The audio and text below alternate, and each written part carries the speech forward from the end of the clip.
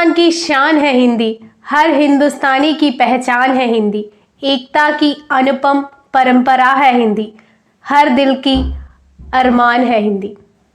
नमस्कार दोस्तों, आज सभी को कोकोनट लेडी चैनल पर स्वागत है। मैं हूँ श्रीजा।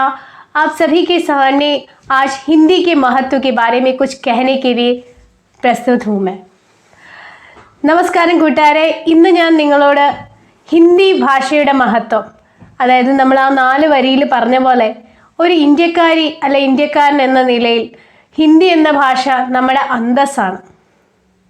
അതുകൊണ്ട് തന്നെ ആ ഭാഷയുടെ മഹത്വം അറിഞ്ഞുകൊണ്ട് നമുക്ക് ആ ഭാഷയെ പഠിക്കാം അല്ലേ. അപ്പോൾ ആ ഭാഷയുടെ മഹത്വം എന്താണ്, എന്തൊക്കെ ഇമ്പോർട്ടൻസ് ആ ഭാഷയ്ക്കുണ്ട് എന്നുള്ളത് നമ്മൾ അറിഞ്ഞാലോ.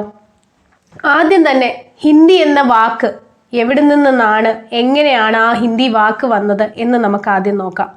ആ ചരിത്രത്തിലേക്ക് ജസ്റ്റ് ഒന്ന് എത്തി നോക്കിയേക്കാം. അതായത് ഹിന്ദി എന്ന വേർഡ് സംസ്കൃതത്തിലെ സിന്ധു എന്ന വാക്കിൽ നിന്ന് വന്നതാണ്. ഈ സിന്ധു എന്ന് പറയുന്നത് സിന്ധു നദിയിൽ നിന്നാണ് ആ സിന്ധു വാക്ക്.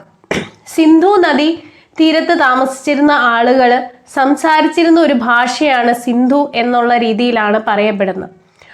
അതിൽ നിന്ന് ഉറുദു ഭാഷയിലേക്ക് വന്നപ്പോൾ അത് ഹിന്ദു എന്നുള്ള വാക്കിൽ നിന്നാണ് ലാസ്റ്റ് ഹിന്ദി എന്ന വാക്ക് ഉത്ഭട്ട് വന്നത്. ഹിന്ദി ശബ്ദിൻ്റെ ഉദ്ഭവം അവിടെ നിന്നാണ്. ഇപ്പം നമ്മൾ ആ വേർഡ് എങ്ങനെ വന്നു എന്ന് നമ്മൾ അറിഞ്ഞു. ഇനി ഈ ഹിന്ദി ഭാഷ ഏത് ലിപിയിലാണ് എഴുതപ്പെടുന്നതെന്ന് അറിയാമോ? അതെ, ഹിന്ദി ഭാഷ എഴുതുന്നത് ദേവനാഗരി ലിപിയിലാണ്. ഈ ദേവനാഗരി ലിപിയിൽ എത്ര സ്വരങ്ങളും എത്ര വ്യഞ്ജനാക്ഷരങ്ങളും ഉണ്ടെന്നറിയാവോ? അതെ, ഹിന്ദി ഭാഷയിൽ 11 സ്വരങ്ങളും 33 വ്യഞ്ജനാക്ഷരങ്ങളുമാണ് ഉള്ളത്. അടുത്തതായി ഹിന്ദി ഭാഷ ഹിന്ദി ദിവസ് എന്ന് നമ്മളൊരു ഡേ സെലിബ്രേറ്റ് ചെയ്യാറുണ്ട്. അതെന്നാണെന്നോ?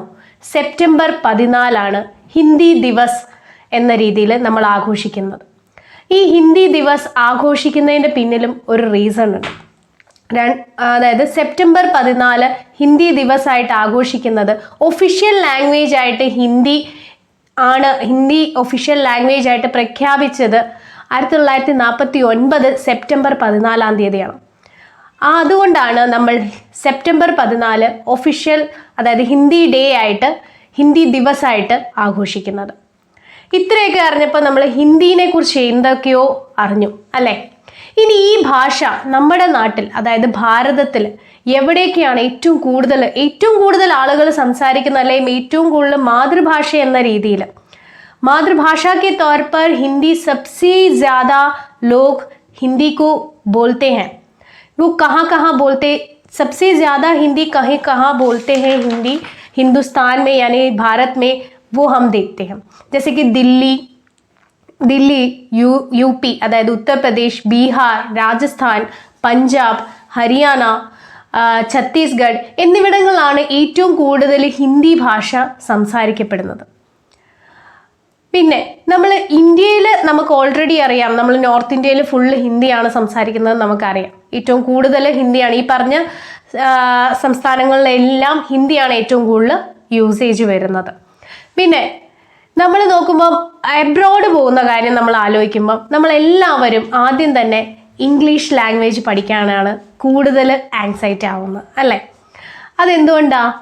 കൂടുതലും ഇംഗ്ലീഷ് ലാംഗ്വേജ് ഇപ്പം നമുക്ക് പല എക്സാമുകളും ഉണ്ടല്ലേ. ഇപ്പം നഴ്സുമാരൊക്കെ ആണെങ്കിൽ IELTS, OET എന്നൊക്കെ പറഞ്ഞ് ഒരുപാട് ലാംഗ്വേജ് ബേസിലുള്ള ടെസ്റ്റുകളാണ് ഇതൊക്കെ അവർ ചെയ്യുന്നത്. ഇതൊക്കെ എഴുതപ്പെടുന്നത് എന്തിനാണെന്നറിയാമോ? അവരുടെ ജോബുമായിട്ട് റിലേറ്റഡ് മാത്രമാണ് ഈ എക്സാമുകളൊക്കെ. പക്ഷേ നമുക്ക് ഒരു കമ്മ്യൂണിക്കേഷന് अगर हमें केवल बातचीत करने के लिए, दूसरों से कुछ आदान प्रदान करने के लिए एक भाषा चाहिए, तो वो सबसे अधिक हिंदी ही आती है. क्योंकि अगर आप लोगों को पता चलेगा कि हिंदी भाषा विदेशी राज्यों में भी बहुत सारे राज्यों में, यानी विदेशी बहुत सारे राज्यों में हिंदी भाषा का उपयोग हो रहा है. जैसे कि UK, USA, कनाडा, UAE, ये सारी जगह हिंदी भाषा एक अदर लैंग्वेज के तौर पर यूज़ किया जाता है.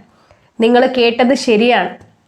അതായത് നമ്മൾ അബ്രോഡ് കൺട്രീസിൽ, നമ്മുടെ കേരളത്തിൽ നിന്ന് എനിക്ക് തോന്നുന്നു ഏറ്റവും കൂടുതൽ ആളുകൾ ജോബിനായിട്ട് പോകുന്ന UAE, USA, UK, കാനഡ, ഇവിടേക്കാണ് നേഴ്സുമാരും പോലും ഏറ്റവും അധികം റിക്രൂട്ടഡ് ആയി പോകുന്നത് ഈ അബ്രോഡ് കൺട്രീസിലാണ്.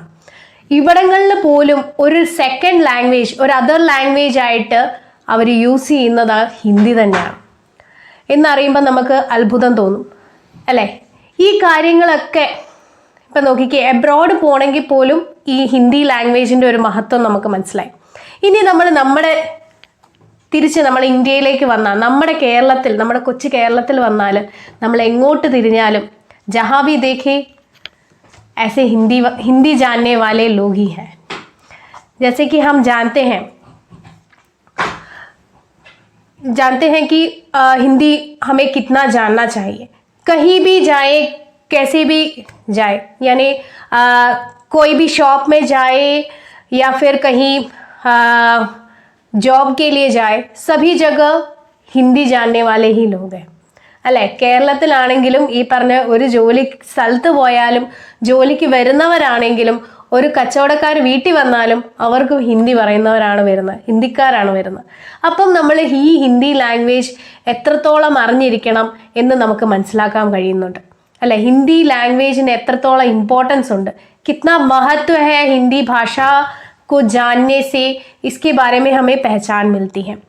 जैसे कि हमने बोला एब्रॉड कौन कौन से कंट्रियों में हिंदी बोली जाती है, जैसे कि नेपाल है, UK है, USA है, ये सारी जगहों में हिंदी अदर लैंग्वेज के तौर पर यूज़ किया जाता है.